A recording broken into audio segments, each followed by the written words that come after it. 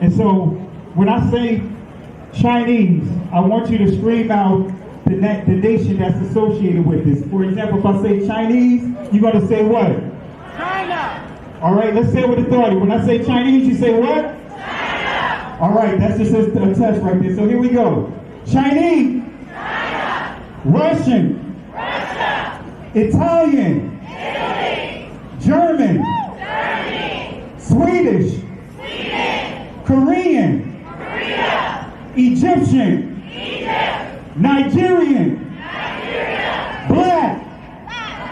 Exactly. Nothing. Tell him, Pastor. Tell him, Pastor. Black, nothing. Yes. I hope you were able to successfully identify the issue.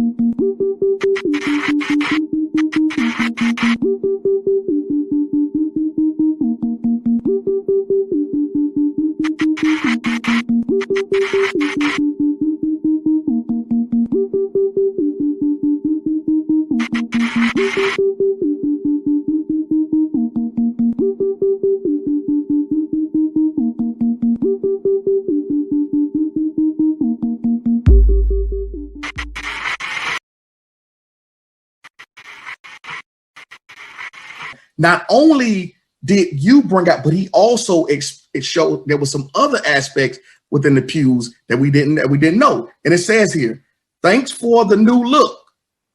Thanks for the new look at the characters.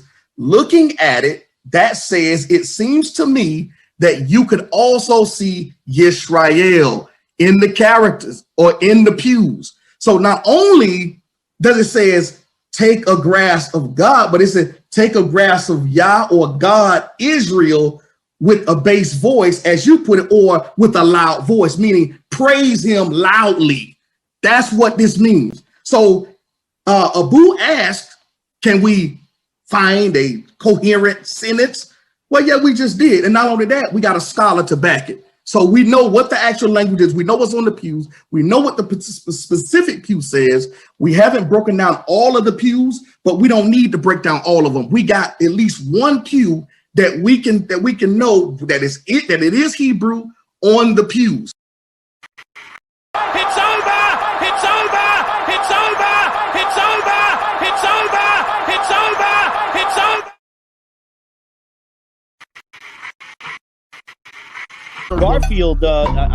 Garfield Reed claims that there's a gentleman who made a documentary on the subject and sold it to a university. He might be bringing out more information on that.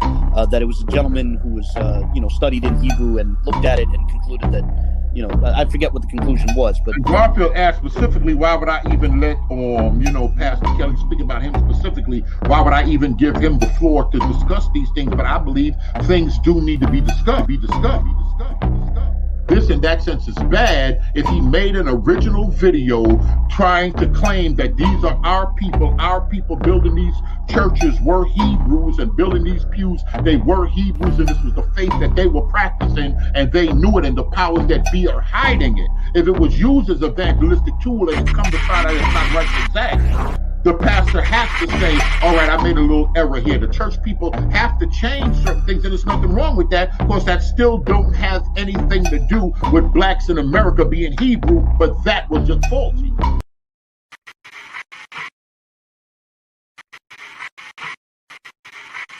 I can't stand on that and ride on it on the strength that somebody's a pastor, and just because pastors say, because y'all are just as bad as the black church now. Just believe in pastor without doing any research. maybe everybody that's an urban apologist don't automatically agree with everything that vocab said. But like I said, vocab, his good outweighs his bad to the urban apologetic community with the amount of work that he put in, because all vocab basically is on Islam a little bit here and there, but he's heavy with the Israelite thing. Wait, that don't sound right. Just wait 1 second, that don't sound right. That don't sound right. That don't sound right. That don't sound right. That don't sound right.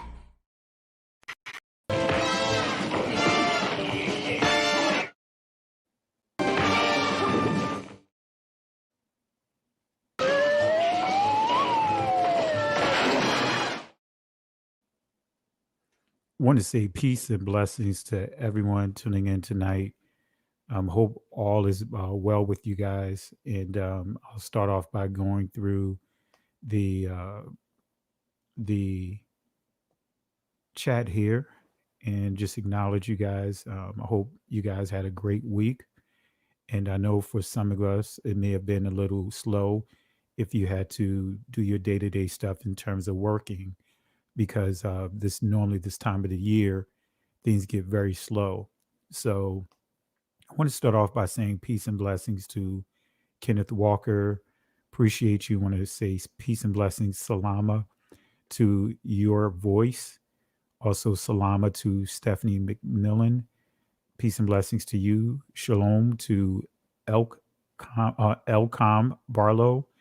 I want to say shalom to Sister Melinda. Appreciate you for tuning in. Appreciate your support. Salama to the Disciple Way. I want to say peace and blessings. Shalom to my sister, Prophetess Shawnee. Appreciate you your support and watching the video tonight. Peace of me. Shalom to you. Devorah Cotton. Shalom to you. Sister Lynn. Shabbat Shalom. Who else do we have here? Joy. Shalom family. I want to say shalom to you as well. Let's see here. M. Kyles. Shalom Israel. I want to say shalom to you as well. Natika, I want to say shalom to you as well. Who else do we have here? Deek Malik Zadik. Okay. Shabbat Shalom. Jay High, Jay Highstyle. I want to say peace and blessings to you. I love that name. It always takes me back to my breakdance days and my pop locking and all that. So, but appreciate you. Also, Adrian Blackman, want to say shalom to you. Antonio Fain, want to say shalom to you. And of course, my brother Lon Harv, want to say shalom to you. And appreciate you for tuning in tonight. Angie Love Yah, Shabbat Shalom. Daweed, want to say to you as well, Shabbat Shalom. And again, Mishpachah. In other words, for those that don't know, that's when you say Pastor Kelly and Mishpachah, what that means is family. So in Hebrew, whether you say ancient Hebrew, which is Shalom, which is it well? So Shalom Lach Mashpachah, is it well with you, family? Or you could say Mishpachah, right? Shalom Mishpachah, Shalom Lach Mishpachah, right? So either way, so I appreciate you, my brother, for tuning in. Seek, but you can't hide. Shalom to you as well. Peace and blessings to you. I want to say Yaram Yah Israel. I want to say happy Sabbath to you as well. Appreciate the love. Let's see here. Shalom, everyone. I want to say peace and blessings to Will Love. Who else do we have? Can I get a 3-piece and a biscuit? Matter of fact, just for that, I'll give you a special one. Here we go. Here's the 3-piece. And here's the biscuit. All right. So appreciate you for tuning in tonight. Who else do we have here? Let's see here. Driz Judah, want to say peace and blessings to you. Who else do I have? His sister Belenik. Excuse me if I mispronounced it, but shalom to you as well. Appreciate you. And who else do we have here? Just Reese, want to say shalom to you as well. Who else do we have? Let's see here. All right. Smitty, want to say peace and blessings to you. Shalom to you as well, my brother. Appreciate you for tuning in tonight. Todd Wilson, Driz Judah. Let's see, who else do we have here? Joe Nuff, peace and blessings to you. Brandon Brunson, just going right down the list. Brother Corey Moore, want to say shalom to you. Who else do we have here? All right, so we're going to go ahead and get started here. I'm not going to be long, but wanted to give you some words of encouragement, and to really address as well as the spirit that we see taking place around us. There's a lot of spirit of instigating that's going on. There's a lot of this spirit of hiding behind social media or using social media to promote agendas, using social media to try to create what is called the herd mentality or the herd behavior, take advantage of those that may not feel comfortable or have confidence in their voice. So many will try to piggyback onto other crowds or other groups, or in order to disguise or mask their lack of confidence in themselves. So I just want to touch on this a little bit and just kind of address a few things tonight in terms of this behavior. And so her behavior is very serious, and we see that happening a lot. And I'm sure some of you guys can attest to this. We all been in high school and a fight break out. And when a fight break out, generally that's where you see the herd behavior. You'll see people doing things that they would not normally do, but because of the crowd, they got caught up in the crowd, egging that person on, running out of the class, all kinds of things, pushing this herd behavior because of what the majority is doing and have done. So with that being said, I want to turn your attention to this text that you see on your screen. It's 2 Timothy chapter 4, verse 3 and 5. 3 through 5. So I'm going to read it to you real quick. And here we go. Matter of fact, let me enlarge my screen so you can see it better. Okay, 2 Timothy chapter 4, verse 3 through 5. And this is what it reads. It says, "For the time will come when they will not endure sound doctrine, but after their own lust shall they heap to themselves teachers having itching ears, and they shall turn away their ears from the truth, and shall be turned unto fables." Verse 5 says, "But watch thou in all things, endure afflictions, do the work of an evangelist, make full proof of thy ministry." And so I'm going to go back here to verse 3. It says, "For the time will come when they will not endure sound doctrine, but after their own lust, they shall heap to themselves teachers having itching ears." And I remember doing a lesson years ago, and I want to say peace and blessings to my brother, my Ak, Larry Bryce. Peace and blessings to you, my brother. My apologies, I didn't see you in here. So I want to say peace and blessings to you, and also BDT, peace and blessings. All right. So what we see here in the text, right? It says, "For the time will come when they will not endure sound doctrine." We see this playing out right now before our eyes. For the time will come, and we're living in that time, because we're living in what is called the information age. You have so much information out there, to the point where as though many people are not really depending on faith. They're really not depending on this Holy Spirit. They're depending on information. And we're living in the information age. And you can see how the spirit of this information is really causing people to show them their true character, the true spirit that they operate in, the information age. And I'll tell you, I'm in information technology, been in it for quite some time. Started out in the military. Matter of fact, actually, when I went to college, before going to the military, my major was aeronautical engineering. So I was into, just really architectural as far as of aircrafts and things along that line. But then when I went in the military, I got deeper into the technology area. Not going to give too much information out on that, but I've been in the technology arena for quite some time. I served as a project manager for almost 10 years for AT&T. I can break down technology from developing database systems to writing applications and programming routers and switches and putting together networks. You name it, I can do it. And also the security aspects of it as well. Right. But we're living in the time of information. And when you start understanding the security aspects of it, that's where you start understanding how people are doing whatever they can to get what? Information.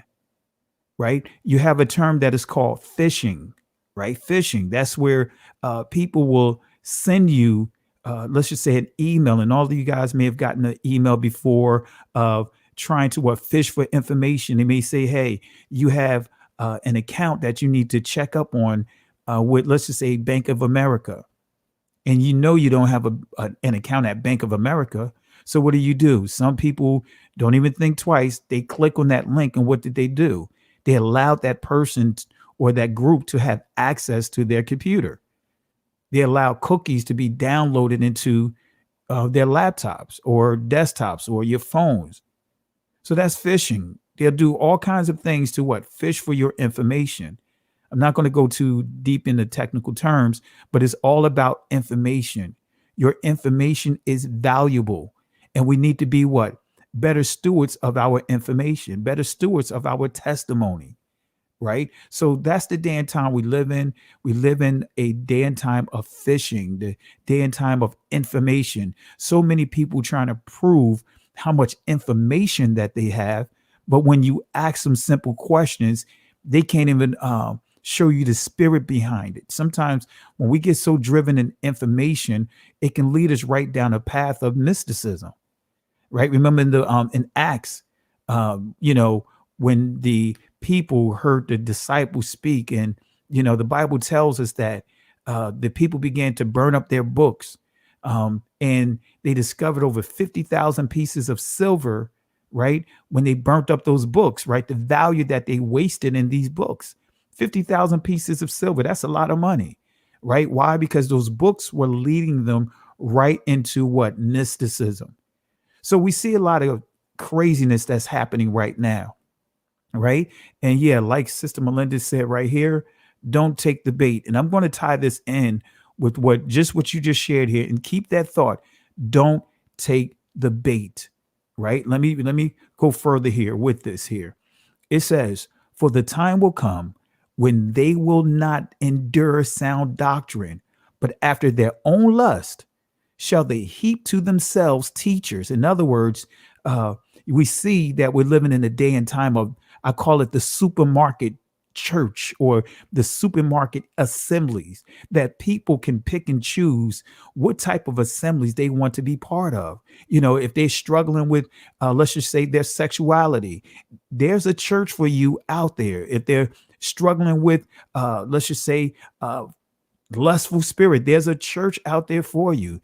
If they're struggling with going to, let's just say, an assembly regularly, guess what? You have assemblies that only congregate once a month. If you say you want to do it bi-weekly, guess what? There's assemblies that assemble themselves bi-weekly. There are assemblies out there if you just want to do what?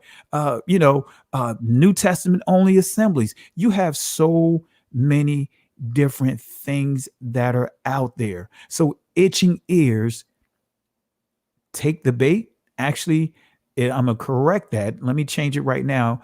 It's actually don't take the bait. Let me change it right now because I don't want you to say take the bait. Don't take the bait. Itching ears, don't take the bait. That's the thought for today. And I'm going to elaborate on it some more. So again, itching ears, don't take the bait. Okay. So again, it's not allowing me to save. So I'll make sure that I change it here, but don't take the bait. Itching ears. So that's our thoughts for today, for tonight. I know this is a spare the moment. I didn't, schedule this or anything, but I still wanted to just touch on this because this is on my heart right now to share. Because we have to get out of the hurt behavior. There's hurt behavior that's happening over social media. There's this hurt behavior. There is the itching ears of listening to so many different people to the point that you start getting confused yourself, right? But it says here, for the time will come when they will not endure sound doctrine, but after their own lusts shall they heap to themselves teachers having itching ears, and they shall turn away their ears from the truth and shall be turned unto fables. All right, stories. Goes on to say, but watch thou in all things, endure afflictions, do the work of an evangelist. In other words, go out there and spread the good news. Go out there and spread, to many of our brothers and sisters that like the disciples were sent out in Matthew chapter 10 to go out with the authority that the Hebrew Israelite Messiah has given us to go out to our brothers and sisters that are dealing with but abuse, that's dealing with, a matter of fact, even if we say abortion, we got some sisters out there that was forced into abortion or may have been raped and, pregnant with a seed, pregnant with a child. We have to go out and do the work that Christ sent his disciples to do. He gave them the authority and told them, don't go anywhere but to the household of Israel. And guess what? He said, he made it clear for them to what? Heal the sick, restore sight to the blind, to restore hearing to those that are deaf, but also resurrection. They were supposed to raise the dead, right? Raise the dead. So the resurrection, they had the power to resurrect. Now, it may not necessarily always equate to someone being physically dead, but there's so many people that are mentally dead that they are what? Walking zombies. They are like the living dead, right? Their mind is so messed up to where as though whatever comes out of their mouth is a reflection of the hurt that's on the inside, right? So they're eager to put their mouth on you and on people, like the characteristics of zombies, because a zombie does not look for dead flesh. It always looks for the living, so that way it can put its mouth on it and consume it. But once it gets contaminated and start turning into a zombie, the flesh start becoming starting erode, and I'm trying to look for the word that I want to use, but anyway, you start seeing the body start decomposing and all of that. Guess what? All of a sudden now that zombie see that person no longer as a person, but guess what? One of them, right? And guess what? One thing about the zombies, they on the same team, right? They only try to get what? Those that are what? Living, those that have what? Live, they're alive, life going through their bones, blood circulating. So we have a lot of people that are zombies, that are living, walking dead. Why? Because dead on the inside, and they need a fresh word of encouragement. They need to see the signs in you so that way you can encourage them out of their situation. They need to see the truth of the scriptures, because many people may not read the scriptures. I don't like to say Bible because it makes it less personal. I like to say our heritage. I would like to say the testimonies.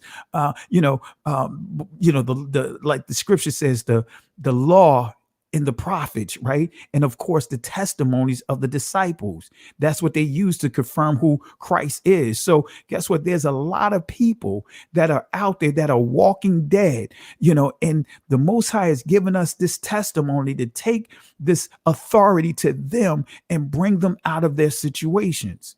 Right. So that's what we're called to do. But guess what? You have some zombies out here that have no life on the inside of them. They're looking for others that do have life on the inside of them, that have that fire, have that zeal, have that zest for the Most High. They're looking to put their mouth on you so that way you become infected by them, by that disease. And all of a sudden now you become a zombie and you no longer operate in your purpose. All you have coming out of your mouth now is death, not life. So a man thinketh, so is he. Out of the abundance of what? The heart, the mouth, what? Speak. Right? Let this mind be in you that's in who? The Hebrew Israelite Messiah. Actually, the proper understanding of that text, Paul is saying, let the words that come out of your mouth be in alignment with the words of the Hebrew Israelite Messiah. But guess what? We have a lot of walking deads, walking zombies right now that's in the form of teachers, that are in the form of scholars, that are in the form of false prophets and false teachers that want to put their mouth on you. See, this is why I have thick skin. This is why I'm not moved or swayed one way or the other. This is why I don't have a problem with calling stuff out. This is why I don't have a problem about, money and all those other things. I don't care about those things. Why? Because the Most High is taking care of me. What I do care about is his people, making sure his people is delivered. See, we got a lot of weekend warriors that's now made their way onto social media. They're weekend warriors in the military. Guess what? I was full time. I did 8 years in the United States Air Force. But you have weekend warriors, right? That really didn't get a lot of respect. Why? Because they were only on call. They were only required to come in once a month. Right? Weekend warriors. Do you know we have a lot of weekend warriors among the kingdom right now? A lot of weekend warriors. They, giving words of death, spewing all kinds of craziness. I'm here to tell you, guess what? I learned as a young minister that people are dealing with full-time problems. People are dealing with a full-time a spirit of depression, a full-time situation of financial struggles, a full-time problem of whatever's going on with their abusive spouse. They're dealing with a full-time problem, so they do not need a part-time solution for a full-time problem. So that's why we need to be the only dabar hakwadash that others may see. Why? Because many people no longer want to pick up the book because of the examples that they had before them. They had so many zombies calling themselves carrying that Bible. That's what they refer to as a Bible because it's not personal to them. So they walking around carrying the Bible and putting their mouth on people. And now all of a sudden, now that person has a zombie spirit on them. They don't need a part-time word. They don't need a part-time solution. They need people that's in this thing full-time, a full-time word for a full-time problem. That's why I'm not moved by any of the chit chatter out here. Paul says, but watch thou in all things endure affliction. See, don't get upset, guys, because there's a lot of people that's purposely putting their mouth on me. But guess what? I'm immune to that.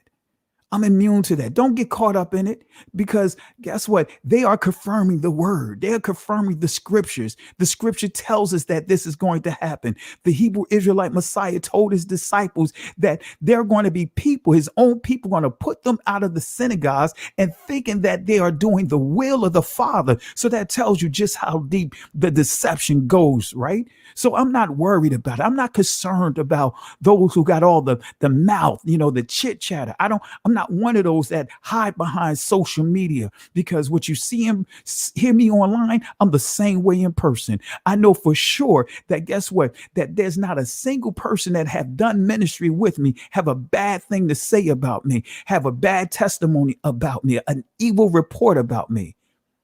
My track record speaks for itself. That's why the scripture says, like the Hebrew Israelite Messiah said, if I bear witness of myself, my testimony is useless. It's the Father that bear witness of me. So guess what? I'm not worried about what people have to say and what they want to do, or what commentaries they want to hide behind. I'm not concerned about that. See, that's why I'm not moved. All right. I'm not moved. One thing our old pastor said, and I'll never forget his message, right? Even he said, guess what? He said this, and of course, I'm going to use the term Christian walk because that's the term that he used. He said, this Christian walk is not for wimps. Guess what? Truth be told, this walk of being followers of the way is not for wimps. Being the follower of the Hebrew Israelite Messiah is not for wimps. Why? Because this comes with the territory. Guess what? I had plenty of fights. I got that spirit of David on me. Why? Because I've already dealt with bears. I've already dealt with lions before I even became an adult. So guess what? What could anyone outside of that do? And the Most High carried me through all of that. See, that's why I got the type of fight that I have. I'm being real with you guys. Y'all don't let these people get to you. Don't let these people get to you. How do they get to you? By what? Through their videos, through their poor commentaries, through their what? Attack on some of the people that you love. No, don't let these people get to you. Don't let these people get to you. But I want to turn your attention to Nehemiah, right? And I'm going to tie all of this together. Let me read Nehemiah chapter 1, verse 2 through 4. Let me read that real quick. It says that Hanani, one of my brethren, came, he and certain men of Judah, and I asked them concerning the Judeans. Excuse me. Let me read that again. And I asked them concerning the Judeans that had escaped, which were left of the captivity, and concerning Jerusalem. Let me read it one more time. That Hanani, one of my brethren, came, and he, certain men of Judah, and I asked them concerning the Judeans that had escaped, which were left of the captivity, and concerning Jerusalem. But it doesn't stop there. Peep this out. And they said unto me, the remnant that are left of the captivity, there in the province, are in great affliction. Y'all better pay attention to this right here, because this lines right up with where we are, right? It says, and they said unto me, the remnant. You're the remnant, guys. We're the remnant that are left of the captivity there in the province are in great affliction. Aren't we dealing with great affliction right now? People sitting up here trying to badmouth us because we're coming into this understanding of who we are. No matter what you say, they're going to always have an opposite thought towards that. They're going to always come against you. Guess what? They're going to always move the goalpost. That's why I learned a long time ago. Guess what? It's all right to deal with somebody that may be in disagreement with something you said, but not deal with somebody that's operating in a disagreeable spirit. Why? Because when somebody is operating in a disagreeable spirit, that means nothing that you say, nothing that you do is going to be acceptable to them. That's why we're not here to please one another. We're here to please the Most High, serve the Most High through his people. But guess what? We're not here to be validated by another man. And when I say man, I'm talking about man or woman. We are to be what? Validated by the Holy Spirit. It says here, and they said unto me, the remnant that are left of the captivity there in the province are in great affliction. We are in great affliction right now, and reproach the wall of Jerusalem. And understand, if you really understand the text, right? Jerusalem is the heart. Jerusalem is the heart of Israel.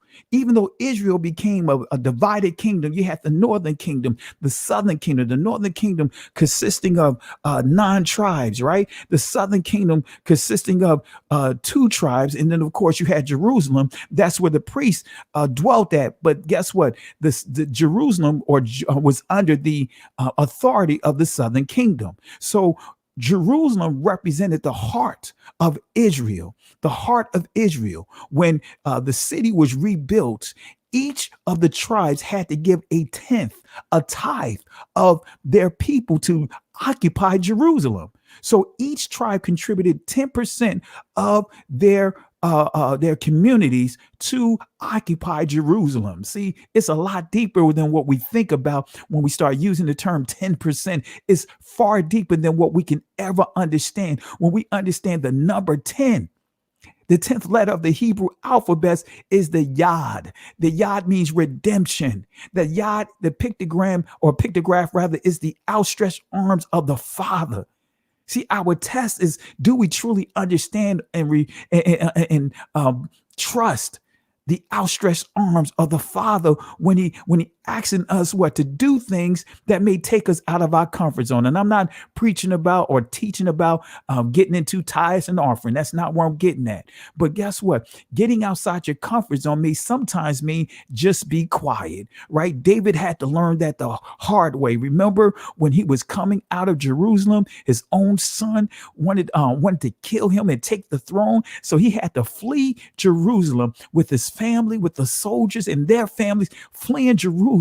But Saul's crazy cousin decided that he wanted to test David. He started calling David all kinds of names. He started throwing rocks at him. He did all kinds of things to the point that David's general said, "Hey, do you want me to let this dead dog lie right here? Do you want me, David, let me handle him?" But David said here, he made it clear. He said, "Let him talk." Sometimes you got to just let people talk. See, I learned that lesson a long time ago. Let people talk, right? Because they're what? They will tell you everything you need to know about them, right? Let people talk. That's why when you test the spirit by the spirit, what it really means is test the spirit by the word. Because if you don't know the word, how can you truly test the accuracy of somebody's spirit? So anyway, going right back into here, let me go to the next verse here, right? You know, I'm not trying to sound like I'm preaching here, but it says here, the wall of Jerusalem, that's the heart, right? That's the heart of Jerusalem, the heart of Israel. The wall of Jerusalem also is broken down, and the gates thereof are burnt with fire. Right? Verse 4, and it came to pass when I heard these words that I sat down and wept and mourned. Guess what? My brothers and sisters, a true leader that have a love for Yah's people, guess what? When they hear about the atrocities, when they hear about the affliction of his people, guess what? They will what? Sit down. They will get to a place that they're not all over the place. They're going to get into a room. They're going to go into a place. They're going to go into what many people will call that war room. They're going to sit down, and guess what? They're going to weep. They're going to mourn, right? Because of what they see or what has become of Yah's people. But then guess what? Fasting and prayer will take place. Let me say that again. Fasting and prayer will take place, right? And this is why the Hebrew Israelite Messiah said to his disciples in Matthew chapter 17, verse 21, said, this thing, in other words, this spirit that you're dealing with can only come out by what? Praying and fasting. Let me say that again. He said, this spirit, right? There's a reason why you'll read the NIV Bible and the Message Bible and the New World Translation Bible and all these other new transliterations of the Alexandria manuscript. There's a reason why you won't see that verse. The key thing to overcoming a lot of the strongholds we're dealing with is not even included in that transliteration of the Bible, not even in those manuscripts. Prayer and fasting. Why we see here, Nehemiah said, it says, and it came when he heard about the affliction of his people. It came to pass when I heard these words, I sat down and wept and mourned certain days. In other words, he wept for multiple days. It wasn't just a one time or for the moment. He wept. And then what? During the process, he began to what? Fast. He began to pray, right? Before the Most High and asking the Most High what can be done, asking the Most High to give him the revelation, reveal to him on what's the next step. But we're not going to stop right there, right? Let me fast forward here to another section here of Nehemiah, and we're going to tie all of this in with each other. Let me fast forward here. All right, let's go to Nehemiah chapter. Matter of fact, let's see here. No, I'm gonna hold back on this right here. I'll save this for I'll bring this to your attention when we deal with this. A matter of fact, you know what? I'll show this part of my animation, right? This is what I show when I teach Hebrew. So just so you could get a picture, and I show the letters, how you could tell, you could really confirm the word. You can confirm these lessons with the letters. All right. Let me show you some. This is what I teach. This is what I've been teaching for years. When I teach Hebrew, I teach ancient Hebrew and I teach the Israeli language. But let me share something with you. So this letter right here is the ha, right? And the Israeli language is pronounced hey, right? Which means revealed. It also means behold, right? It also means redemption, right? But we see the word revealed, right? Or revelation, gala, right? That's revelation, right? Also, you'll see redemption. Sound familiar? Gala, Gullah, the Gullah people, their name is not a coincidence, right? But anyway, we see the ha, right? And now, the reason why you see these people scattered, right? This is representing the imagery of Nehemiah chapter 1, where they were scattered. They no longer were functioning and operating in their purpose. So Nehemiah went into prayer and fasting, and he asked the Most High for a plan, a purpose, a task. I'll go back with the plan on how to carry out getting the people back on the same page, right? So what Nehemiah had to do is remind the people of who they are, what they are called to do, because Exodus chapter 19 makes it clear that we are what? A kingdom of priests. We are a peculiar people, right? So Nehemiah had to remind them of their purpose. We're supposed to be the examples, right, to the solution, not the examples of the problem, a reflection of the problem. So Nehemiah had to what? Convince everyone to what? Come together, right? And once he convinced them to come together for the purpose of doing what? Rebuilding not just the wall, but rebuilding the entire city of Jerusalem, rebuilding what? The heart. So once he got everybody on the same page, right? And this is the goal. As you see this letter right here, that is what the Bayath in Israeli language is pronounced the Beth. This letter means household, bloodline, right? And the picture graph looks like an aerial view of the tabernacle, right? But then you see another letter here, the Dalath. In Israeli language, it's the Daleth, which means door, lid, or, in other words, when you start looking at the leaf, being what? A doorway, actually the door that's covering the doorway, put it that way. So you see just a few letters right here, right? You see the ha, or some would say hey. You see the Bayath right here, which is transliterated to Beth, and you see the Dalath, right, which you could also call the Daleth, right? Then let's take it a step further. Down here, you see what is called the Wawa or the Wa, right? Some will say Va, and that's a whole nother discussion. We're not getting into the syntax right now. So notice right here, I just gave you what? 1, 2, 3, 4 letters, because counting the Dalath that goes here, right? So let's go further here. Up here, you see the ayan, right? So you have the ha, which means, or the hey, which means revelation, right? Behold, revealed, right? Open.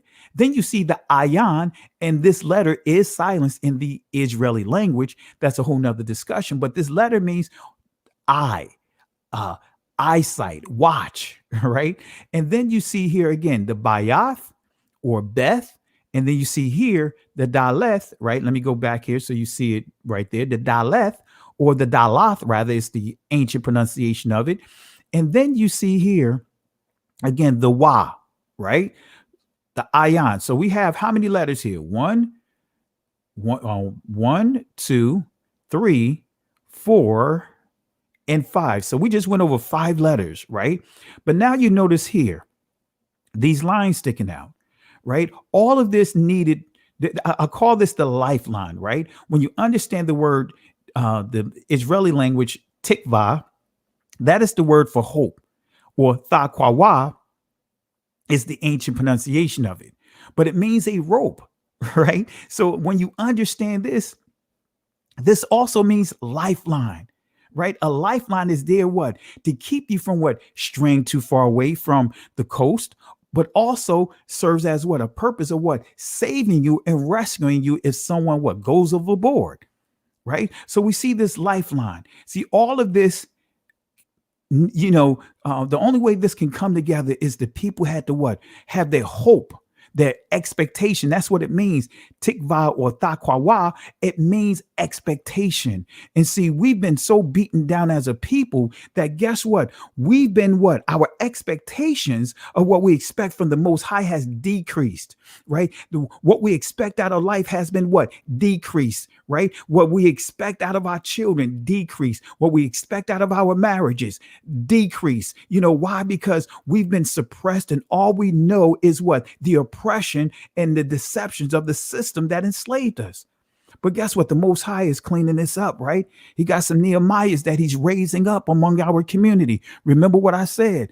Every captivity, the Most High always raised up a deliverer from within the community, never from outside another community. It was always from within Israel. So our solution is not going to come from the president of the United States. Why? Because the president of the United States is not from our community. The solution is not going to come from another group, regardless of if they're following the Hebrew Israelite Messiah. If they're not part of the blood descendant of Israel, guess what? The deliverer is not going to come from any other nation's converts or proselytes. The solution is coming through Israel. Everywhere where you read about Israel being in captivity, the solution came from within. I'll say it again. The solution came from within. All right. So let's go further here. This letter I want to introduce to you, it's called the Zion, right? Or Zion, right? And that's the pronunciation. It's in the ancient or Paleo Hebrew, Zion, right? It means weapon, right? Numerical value is 7, right? So the Shabbat, guess what? It is a weapon for each and every one of us. If you tired, guess what? Rest. It gives you the proper, it tells you the Most High put this in place so that way we can rest and also what? Show our adoration for him. The day of rest, not just for your body, but also to allow your finances to rest. All right. I'm not trying to get into all of that right now, but let's go further here. That is the pictograph of the Zion. That is the pictograph. And look at how looks like it has a blade right at the tip of it. It was used to cut through thickets of woods, but it was also used as a weapon, as you see. Zion. Let's bring this all together, right? I'm going here for a reason. Right. Let me turn your attention to a publication called 10,000 Lovers by Edith Reveal, right? 10,000 Lovers. And I'm going to show you something that's going to surprise many of you. I'm going to show you something as we get ready to get to my final point here, how the enemy has literally taken our weapons and given, we took our weapons, right? Our Zion, and given us butter knives. They're out here with the the hard utility. They coming out here with the artillery rather. They coming out here with the high level of artillery, but our people have butter knives, right? We're showing up to a war with a butter knife, But anyway, 10,000 Lovers. Let me show you how the Jewish community. I'm going to show you how that this word right here, this key word right here, this weapon, Zion. Let me show you what they actually say about this word, right? In the modern or Israeli language. This is what it says. Through a mystery or mysterious semantic process, the word Zayin, which means weaponry, and which is also the name of the 7th letter of the alphabet, came to mean cock in Hebrew, in modern Hebrew. Now, let me go further with this. Excuse me, let me correct myself. Let me read that again, but my apologies. Not trying to offend anyone, but I want y'all to pay attention. See, it came to mean, and now that when I look at it, I didn't pay attention to it. So I'm not here trying to offend anyone. So I want to apologize to you guys. But it says came to mean what? A male reproductive organ in modern Hebrew. All right. Maybe it was inevitable, right?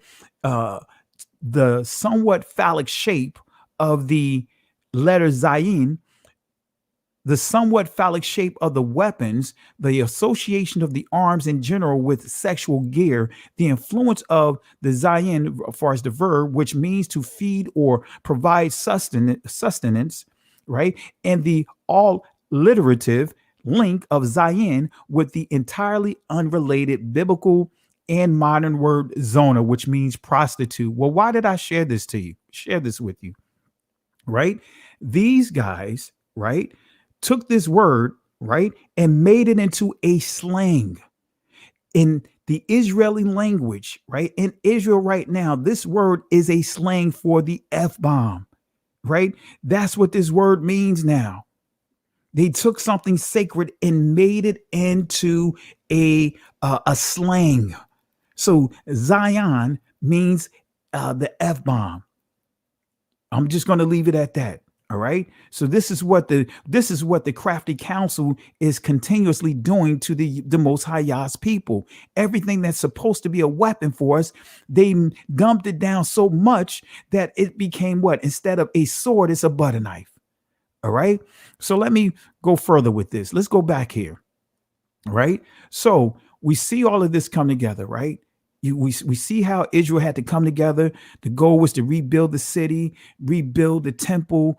They all had responsibilities to be watchers and blowing the trumpet and laborers and being able to multitask. Guess what? All of them were able to what?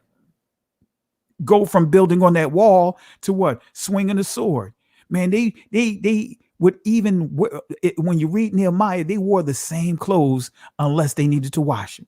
They didn't even take time out to change their clothes unless they needed to wash their clothes. Even when they bathed themselves, they kept their weapon with them.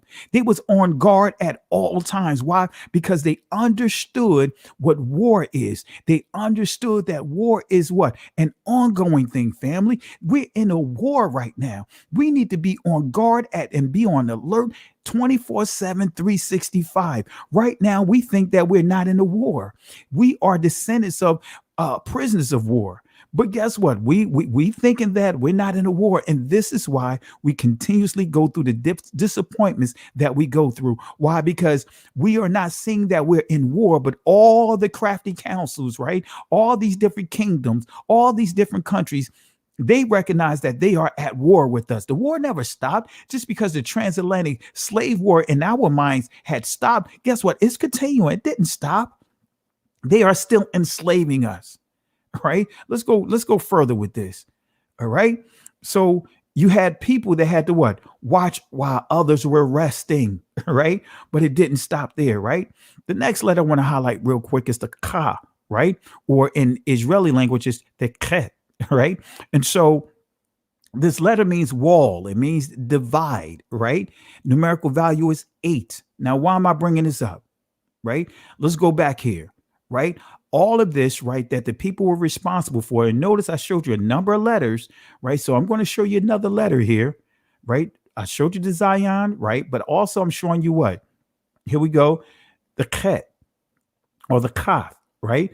Which makes the Ka sound. So let's see how many letters we have here. We have the Ka. We say the Ha. We see the Zion. We see the Wa. We see the Bayath, which in the Israeli language, Beth. We see the Dalath, right? And we see the Ayan, right? And so that's 7 letters that I showed you to explain the story about Nehemiah, right? Right? Got more to cover, but let's wrap this up with this final thought, right? Let's go to Nehemiah chapter 6, verse 1 through 3, right? And see, this is what happens when you have a mind to build. It's not a problem to come together as one and focus on the major things that we need to do, which Nehemiah had to convince the Israelites. Look, let's build this wall. Let's build this wall and we'll deal with our internal disagreements, right? So That's what Nehemiah had the people doing. The people was on point. The people was on fire. See, the problem is we're trying to what? Resolve internal issues and then build a wall later. No, we need to build a wall now among our people, and then what? Drain out the Sanballats and the crafty council that is trying to come against our community. That crafty council that's doing all kinds of things to try to stir up further division. We don't need to have somebody to speak for us. We don't need a mediator to bring us to the table. No, the Most High will do what the Most High said do. That the Hebrew Israelite Messiah is our mediator. Guess what? The Holy Spirit now is our teacher. We don't need someone to be a mediator. We don't need an individual. I'm not a mediator. I'm not one to what? Sit here to what? Try to bring what? People coming together. No, that's not me. None of us are called to do that. Right? Why? Because when we do it, it's going to continue to what? Cause more problems. How many problems got solved trying to bring different groups to the table, especially those that constantly insult another group and refuse to apologize to them, refuse to repent, and feel like they are owed something? Why? Feel like they are better than our community. How many apologies have we gotten? Right? How many apologies did we give? We've given a number of apologies to the very people that continue to abuse our people. That's why I say I'm not entering into no more conversations. I don't owe none of these guys the right to sit down. You don't slap me in my face and then ask me what's wrong. No, I'm not dealing with these guys. I'm not dealing with none of this crafty council craziness, and I'm going to call them out. I'm going to call them out, call out the foolishness, and show you why and how they operate. But nevertheless, let's see what Nehemiah had to deal with. I'm going to use this scripture to expose this crafty council, people operating in the spirit, this foul spirit right here. Let's see what Nehemiah had to deal with in chapter 6, right? Let's see what he says, right? After building the wall, right? And everything was intact, right? But guess what? Of course, it says the doors were not set upon the gates, right? So the doors, the dalath, right? Or daleth, whichever one you want to use, was not put up yet. But let's see what it says. Now it came to pass when Sanballat and Tobiah and Geshem, the Arabian, and the rest of our enemies, notice this, all the enemies, the crafty council, heard that I had built the wall, heard that we are what? Awakening up to this truth, heard that we are no longer dealing with the suppressive doctrines of Christianity, no longer going to be up under the suppression of Catholicism, no longer are going to stay inside these institutions that declared that we are 2/3 human, that declared that we are beasts, that have raped and mangled our ancestors and continue to do that this day. We're coming out of this system that call itself teaching us what love is. How can the person or the people that raped you be the ones that teach you love? How can the people that molested you, the people that have killed your ancestors, kidnapped your ancestors, how can they teach you about what forgiveness is? See, we are so big, we're so lost that we don't even have a clue of how lost we are. One thing I give Dana Stevens props because he called it like it is. And we still don't want to accept it. Christianity is filled with racism. It's teaching you to what? Continue to what? Exalt the so-called conqueror, right? And continue to put the conqueror up on a pedestal. And we continue to do that. We'll go hard at our own people, but we stutter when it comes to those that are of the opposite communities, the opposite nations. Man, come on now. I'm tired of this nonsense. This is why I go hard. This is why I don't care about what people say about me. Let's go further here. Verse 2.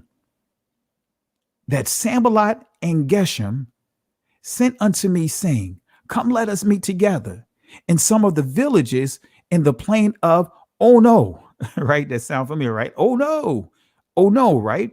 But they thought to do me mischief. You think I want to have discussions with people that already made it clear that they have nothing but ill wills towards me? You think I want to have a discussion with someone that completely insulted my heritage, insulted and twisted and mangled words that I spoke. You think I want to say that? Someone puts out a video and others put out things and insult me and think that I'm supposed to come to the table?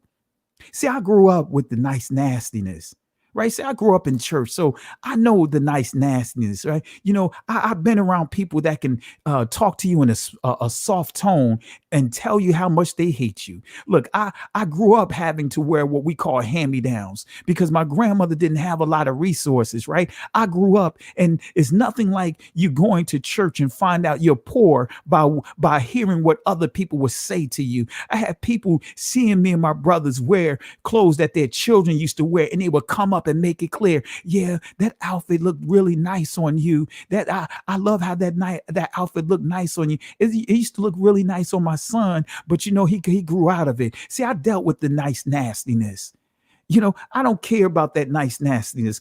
Save it for somebody else. See, I dealt with that growing up. I dealt with people being nice but being nasty, but putting down where I grew up because I grew up in the projects, grew up in a household with 14 kids up in it, and my grandmother doing the best that she can. Growing up in a household where as though we didn't have China, we used mayonnaise jars and we used pie pans, and the kids sat at the table while the adults stood up while they ate their food. I know how it feels that many times we didn't have food in the house, that we had to eat, sleep, or drink water. I know that there was many times that all we had was rice and butter that we had to eat. So don't tell me that I have to prove anything to anyone. Man, I'm not dealing with these people. Don't tell me about where you came up at. Don't tell me where you came up at. I know you didn't walk in the shoes that I had to walk in. So let's see what it says here. Let's get ready to wrap this up, family. It says, now this crew sent a letter to Nehemiah, wanting to meet, wanting to have a discussion. They already up to here was doing everything they could to sabotage the work. Now, all of a sudden, they want to send an invitation to come and let's meet and let's gather somewhere. But it says but they thought to do me mischief, but it didn't stop there. Let's see what else it says. And I sent messages unto them saying, I am doing a great work. Guess what, guys? I sent the message letting it be known that I am doing a great work. Guess what? So I cannot come down. Why should the work cease? Why should I stop doing what I'm doing, edifying the people, going deep inside this word to make sure that the Most High Yah's people have a word of encouragement? Why should I stop doing what I'm doing so I can come and have a discussion of confusion, a discussion that's not going to edify anyone but the soothsayers? Why should I come down and have a discussion where I know that it's going to go to something else, that it's going to go from one thing, it's going to go to another thing? See, this is what we're dealing with right now. And I sent messages to them saying, I am doing a great work so that I cannot come down. Why should the work cease while as I leave it and come down to you? Why am I going to stop what I'm doing and going to come down to you? I'm not coming down to no one. I'm not entering into no more discussions about people that don't want to that want to insult me, that want to put out videos before they even have a first discussion with me. No, you know what? I'm not coming down from doing this great work that the Most High has called me to do. Come on, this is, guys, I hope y'all grab hold of this. Stop supporting these channels. Stop going on these different channels. You know they don't support what we do. You know they don't believe that you are the people of the book. You know they laughing at you right now. Why are we keep going to these channels and trying to hear what they have to say? I already know what they're going to say. I already know the hustle that's out there. I don't want to hear what they have to say. I want to know what the Most High is saying for me to download and pour into his people. That's what I want to know. I want to hear those things. I want to hear no more endless discussions that's only causing further division among our people. No, Let's see what else happens here. Let's skip down here. Let's skip down. Let's go to let's close this out with these final verses. And I hope you guys are encouraged here. Let's go to Nehemiah, same chapter, verse 5 and 6. Let's see what it says here. Let's see what this says here. All right. This is what it says. Then sent Sanballat, his servant, unto me in like manner, the fifth time.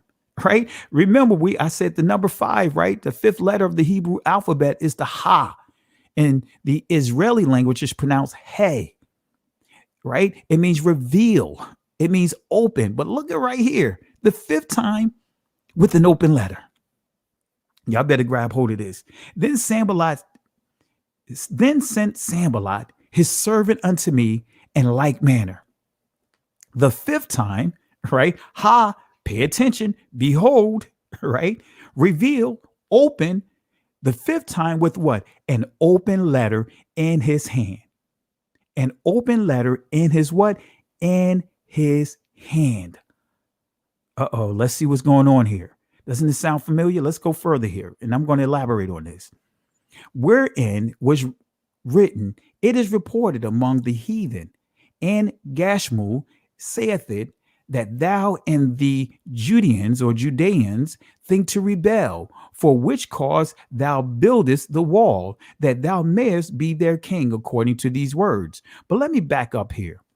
They sent Sanballat, his servant, unto me in like manner, the 5th time, an open letter. Now, what is this saying right here? What is this saying? Let me tell you what it's saying. Right? Whenever a letter is sent, right? The first 4 letters that was sent to Nehemiah, they were sealed. But this particular letter is purposely left open, filled with lies. Why? Because they knew that if they did not have a seal on the letter, that the messenger, by the time the letter make it to Nehemiah, other people would have already opened up the letter and read what's in it. And they will run with it and start all kinds of rumors, all kinds of things to incriminate, to bring down Nehemiah. Doesn't it sound familiar? They purposely sent an open letter, right, to their messenger, so the messenger read it, so everyone get to read it before it gets to Nehemiah. And so it was filled with a bunch of lies, saying that Nehemiah wanted to overthrow the very king that given him the provision to go and allowed him to go and help his people. The very king that he was the taster. Nehemiah was the one that sampled the king's food before the king ate it. There was such a relationship with the king that king loved him. When you are the one that's defending the king like that, that means that there's a trust. That means that if there was poison inside that food, Nehemiah was willing to lay his life down for the king. So the king, because of that relationship that he had with Nehemiah and knew that Nehemiah would lay his life down for him, he had no other choice but to bless Nehemiah. He saw Nehemiah was disappointed because Nehemiah heard the report about his people. So the king, knowing his relationship with Nehemiah, said, guess what? You know what? If you're not in the right place, your mind will not be right. And guess what? I can die from it. So the king said, you know what?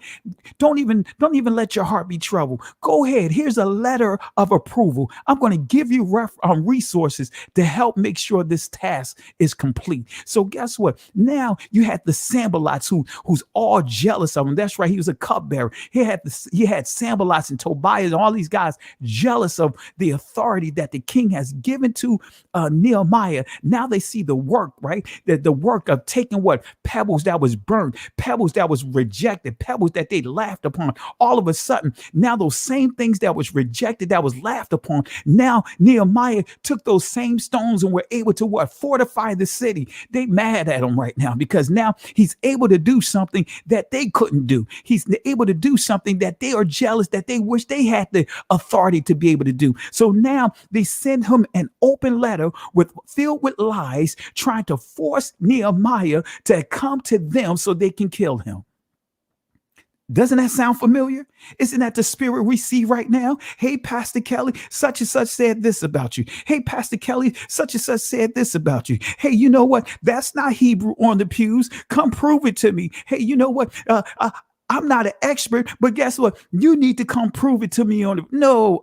See, that's the hustle right here. That's what we see happening right here. This is that open letter. They want everyone to hear. That's why people are doing things purposely instead of what? Coming to their brother and sister in quietness, coming to their brother and sister in private. They want to make everything public so that way they can have it open. They can have the rumors. They can have the chit chatter going on and try to put pressure on the people that are doing the work to stop doing the great work and come deal with their foolishness so that way they can embarrass them, so that way they can hinder the movement of what they're doing. No, I'm up on the hustle. I'm up on the hustle, guys.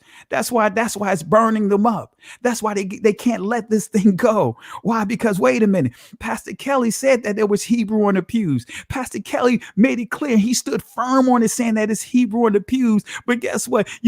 Everything they tried to do to throw salt on it, the Most High said, just be quiet. Just don't come off the wall. Just don't come down from doing what you're doing. I got this covered. Exodus chapter 14, verse 13 and 14. Fear ye not, stand still and see the salvation of Yahweh. These Egyptians that you see today, this affliction, this persecution, this backbiting, this backstabbing, this gossip, this nasty tongue, these zombies, you will never have to deal with them again. Why? Because the Most High will fight for you, but you have to hold your peace. See, that's why I hold my peace. That's why I don't let these people get up under me. I had other people that railed against me from even within our own community, but I kept my quiet. I kept my silence for almost 3 months before I responded when the Most High said respond. And guess what? When the Most High moved, guess what? When he moved, I moved just like that. And guess what? He caused all of that nonsense to what? Jump the mess back, jump the heck back.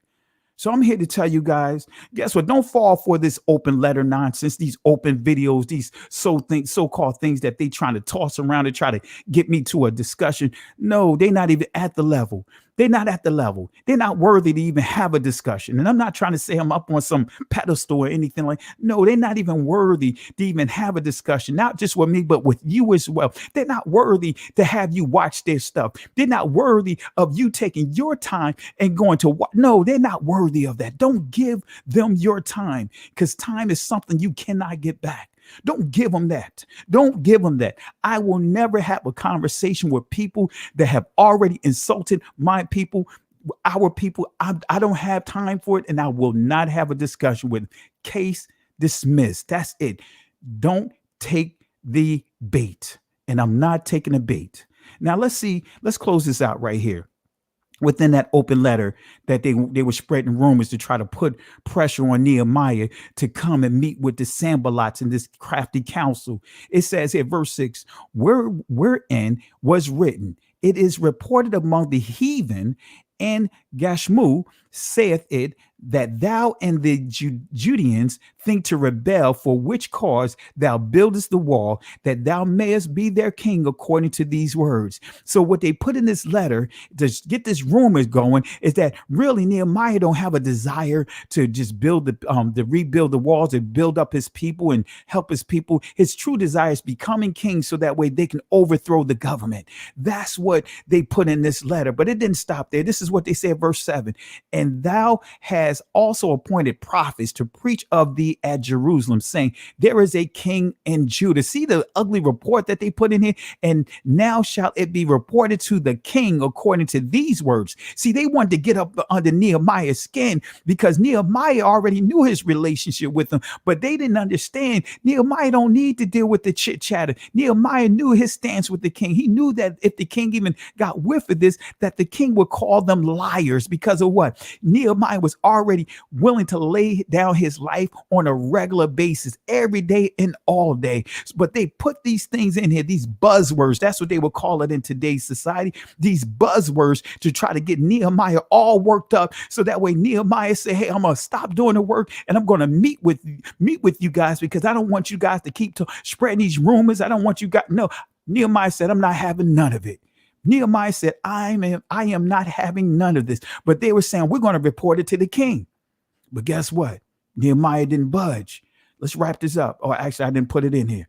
Nehemiah didn't budge. When you see, matter of fact, let me read verse 7. I didn't put it in here. Let me read verse 7. Let me go there and we'll close out. But I just wanted to give you guys this encouraging word. And I hope you guys are really blessed by this. Let's go here. It says this, right? This is what it says. Because I left off in verse 6, but it says, and thou hast also appointed prophets. Actually, I already read this, but yeah, I read it again. And thou hast also appointed prophets to preach of thee at Jerusalem, saying, this is a king in Judah. And now shall it be reported to the king according to these words. Come now, therefore, and let us take counsel together, right? Trying to say, let's come and resolve this situation together. Let's get to the truth of the matter together. Notice the buzzword saying, let us come take counsel together. Let's resolve this thing together. Hey, you know what? I know what you said about the pews. I know that you said that you are Israelites. I know what you said about your DNA, but let's come together and let's take counsel together. Let's have a board right now. Let's have a panel right now. No, you know what? I'm through with the panel discussions. I'm through with all of that. That's what they were trying to say right here. Actually, yeah, that's right. I have verse 7 here. I meant verse 8, but let's see what verse 8 says here. It says, then I sent unto him, saying, there are no such things done as thou sayest, but thou feignest them out of thine own heart. For they all made us afraid, saying, the hand shall be weakened from the work, that it be done, be not done. Now therefore, O Elohim, strengthen my hands. But in a nutshell, he said, you know what? Y'all making this stuff up. I'm not even going to waste my time with this. Guys, this is how we have to approach things right now. Don't waste your time on these things. And I'm telling you, if you guys stop going on these platforms, if you guys stop going on these platforms, I guarantee you that message will be sent, because they'll see it in their numbers. They'll see it in their finances. They'll see these things. Let's stop funding the delusion. Let's stop funding the attacks on us. Guess what? We're funding attacks right now by buying certain foods, by buying certain clothes, by buying certain items. We are actually subscribing. We're putting money inside the oppressors' pockets so that way they can sharpen their tools against us. Let's not go on some of these, continue to go on some of these YouTube channels, these Facebook channels, and subscribing to these channels only for them to what? Slap us in the face. For them to what? Use their numbers to further insult each and every one of us. I'm through with it. Guess what? Itching ears don't take the bait. That's it. That's it, family. That's all I got for tonight. That's all I got for tonight. I hope this really blessed you. And if you want to go back over the presentation. But I hope this blesses you, and I hope and pray that this had this blesses you, because I'm through with it. I'm not dealing with it anymore. I'm not dealing with any more of the nonsense. So with that being said, family, I just want to give you a blessed word for you guys to be encouraged. You don't have to stop subjecting yourself to being upset by hearing all kinds of the craziness that's being spewed out. See, it's nothing more than what I just read to you. That tactic is nothing new. So I appreciate you guys. Let's see here. Matter of fact, let's go ahead and give this whole scheme, this crafty counsel. Let's give all those that are operating in this foul spirit. Let's give them a 3-piece right now. All right, let me give a couple of shots more, a couple more shots.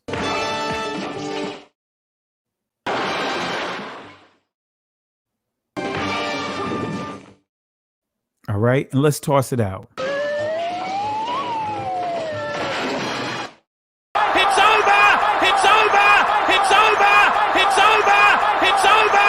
It's over! It's over!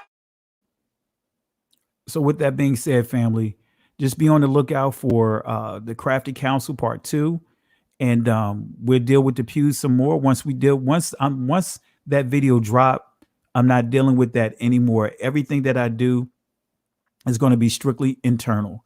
And I'll say this again, family.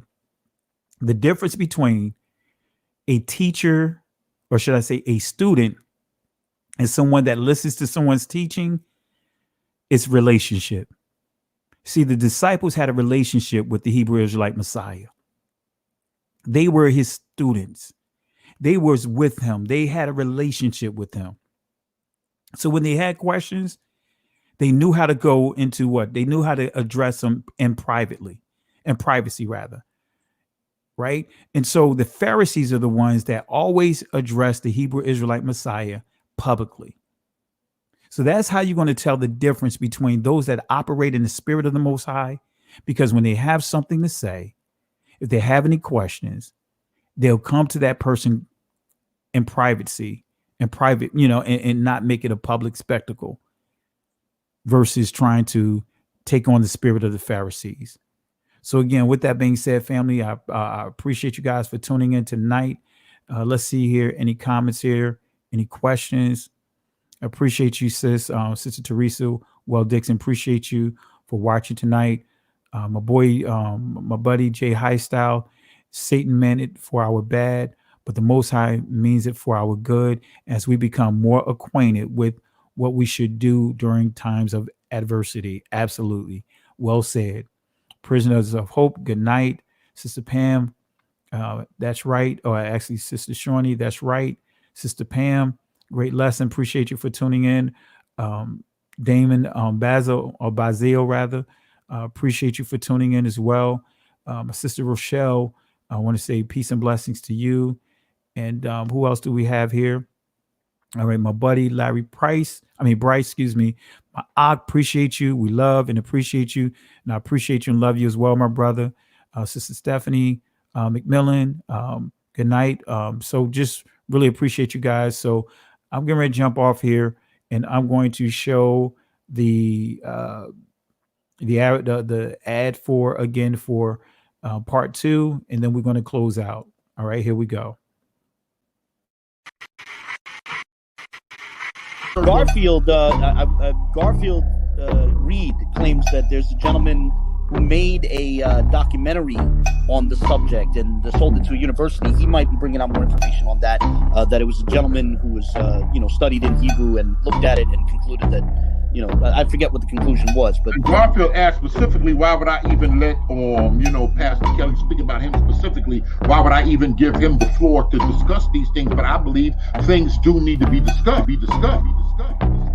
This, in that sense, is bad if he made an original video trying to claim that these are our people building these churches were Hebrews and building these pews. They were Hebrews, and this was the faith that they were practicing, and they knew it, and the powers that be are hiding it. If it was used as an evangelistic tool and it's come to find out it's not right exact, the pastor has to say, all right, I made a little error here. The church people have to change certain things, and there's nothing wrong with that, because that still don't have anything to do with blacks in America being Hebrew, but that was just faulty.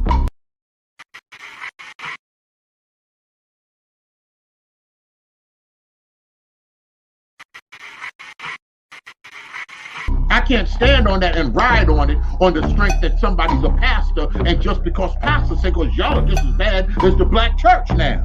Just believe in pastor without doing any research. I mean, maybe everybody that's an urban apologist don't automatically agree with everything that Vocab said. But like I said, Vocab, his good outweighs his bad to the urban apologetic community with the amount of work that he put in. Because all Vocab basically is trying on Islam a little bit here and there, but he's heavy with the Israelite thing. Wait, that don't sound right. Just wait 1